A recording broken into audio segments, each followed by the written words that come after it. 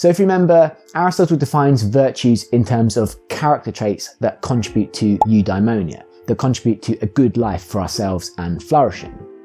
But can we think of examples of traits that are virtues but don't necessarily contribute to a good life? So for example, imagine a selfless and compassionate doctor who dedicates her entire life to treating and curing disease in some far-flung corner of the globe. It's difficult and dangerous work, which she finds stressful, but her compassionate and selfless nature motivates her to keep going for the sake of the people whose lives she's saving.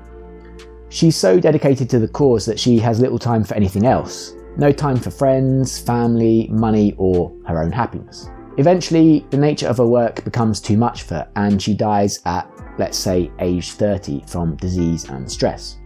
So if virtues are to be understood as character traits that contribute to eudaimonia, then it seems you have to say the nurse's compassion and care for other people aren't virtues at all.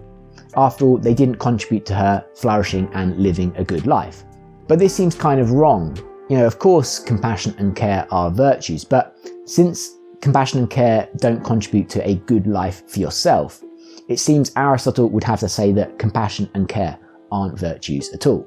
You could push this example further perhaps and argue that if virtues are to be defined as character traits that contribute towards eudaimonia, then really the real virtues are being selfish and self-interested. Because after all, these traits are probably more likely to lead to your own personal flourishing.